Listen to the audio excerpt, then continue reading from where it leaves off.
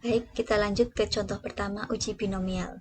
Seorang mahasiswa jurusan Dharma Duta ingin mengetahui bagaimana pendapat umat Buddha di Wihara Dhamma mengenai implementasi sistem daring dalam penyampaian Dhamma Desana. Kemudian diambil secara acak 25 umat Buddha untuk keperluan penelitian tersebut, dan dari survei tersebut diperoleh data sebagai berikut. Pernyataan 1 dikategorikan dengan angka 1. Kemudian pernyataan tidak setuju dikategorikan dengan 0. Tabel hasil dari survei tersebut dinyatakan sebagai berikut. Misalkan untuk responden pertama, jawabannya 1. Ini artinya responden pertama menyatakan setuju. Kemudian responden kedua juga sama, menyatakan setuju. Responden ketiga dan keempat juga menyatakan setuju. Sedangkan untuk responden kelima menyatakan tidak setuju, sehingga di sini ditulis angka 0. Demikian pula untuk responden 6 itu juga menyatakan tidak setuju, karena di sini ditulis angka 0. Demikian seterusnya sampai responden yang ke-25. Jadi angka 1 itu menyatakan setuju, angka 0 menyatakan tidak setuju.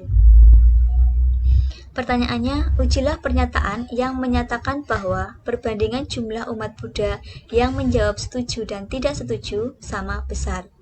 Gunakan taraf signifikan 5%. Dalam hal ini berarti tujuannya adalah untuk mengetahui perbandingan jumlah umat Buddha yang menjawab setuju dan tidak setuju itu sama besar atau tidak.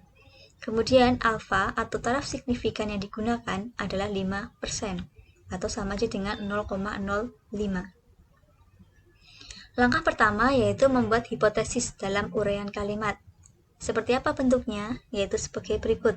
H0, perbandingan jumlah umat Buddha di Wihara Dhamma yang mendukung dan tidak mendukung implementasi sistem daring dalam penyampaian Dhamma Desana sama besar.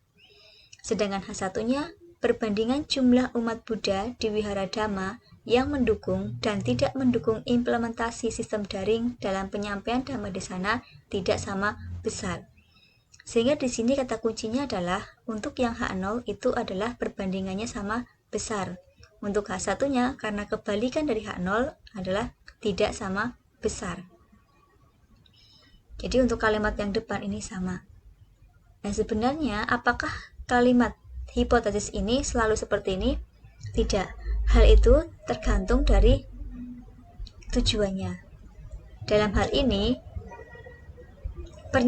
pertanyaannya tadi kan untuk mengetahui apakah perbandingan jumlah umat Buddha yang menjawab setuju dan tidak setuju itu sama besar. Nah, artinya setuju itu berarti mendukung implementasi, sedangkan yang tidak setuju artinya tidak mendukung. Di sini boleh mengatakan yang setuju dan tidak setuju, atau seperti ini juga bisa, mendukung dan tidak mendukung. Yang penting adalah intinya itu sama. Nah, kemudian setelah ditulis dalam bentuk uraian kalimat, hipotesis juga ditulis dalam model statistik. Lalu untuk kasus yang ini, bagaimana modelnya? Karena ini mengenai uji binomial probabilitas, sehingga H0-nya adalah P1 itu sama dengan P2. Probabilitas yang pertama itu sama dengan probabilitas yang kedua. H1-nya kebalikannya, berarti P1 tidak sama dengan P2. Kemudian, kenapa ini menggunakan tanda sama dengan dan tidak sama dengan? Karena kita menggunakan tipe pertama. Karena tujuannya kita tadi adalah ingin melihat apakah perbandingan jumlah umat Buddha di Wihara Dhamma itu sama atau tidak, sama besar atau tidak, sehingga menggunakan tipe yang pertama. Lalu langkah ketiga adalah menentukan taraf signifikan atau risiko kesalahan. Pada penelitian ini digunakan taraf signifikannya adalah alfa sama dengan 5%, seperti yang ada di soal. Kemudian langkah keempat adalah menentukan kaidah pengujian. Bagaimana kaidah pengujiannya? Yang pertama, jika P itu lebih besar atau sama dengan alfa, maka H0 diterima. Kemudian yang kedua, jika P kurang dari alfa, maka H0 ditolak. Nah, kita tahunya dari mana nilai P-nya itu? Nilai P-nya kita cari di langkah kelima, menghitung nilai P. Berdasarkan hasil survei diperoleh bahwa jawaban setuju itu ada 20 umat Buddha. Yang menjawab setuju ada 20. Kemudian umat Buddha yang menjawab tidak setuju itu ada 5. Nah, sehingga nilai P dapat dilihat dari tabel uji binomial. Bagaimana caranya? Diperhatikan bahwa jumlah keseluruhan responden itu 25. Jadinya N sama dengan 25. Kemudian frekuensi terkecilnya dari 20 dan 5 adalah 5. Jadi frekuensi terkecil adalah 5, kemudian N atau banyaknya responden itu ada 25, sehingga diperoleh nilai P adalah 0,002.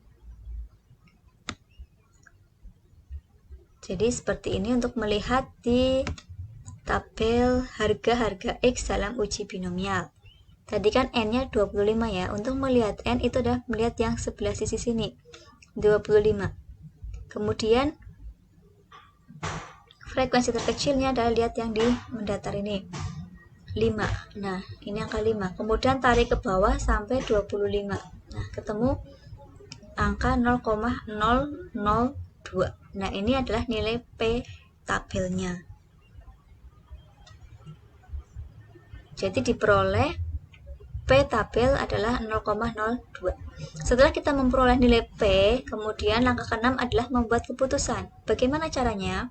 Perhatikan bahwa diperoleh P sama dengan 0,02. Hal ini artinya bahwa 0,002 ini kurang dari 0,05. 0,05 itu apa? Ini tadi alfa. Alfanya tadi kan 5%. 5% itu kalau dibuat dalam bentuk desimal, ketemunya 0,05.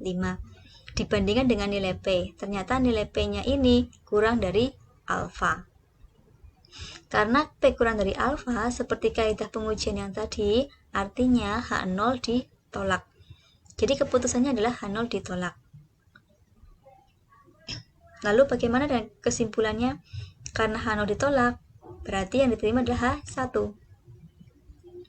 yaitu perbandingan jumlah umat Buddha di Wihara Dhamma yang mendukung dan tidak mendukung implementasi sistem daring dalam penyampaian Dhamma di sana tidak sama besar.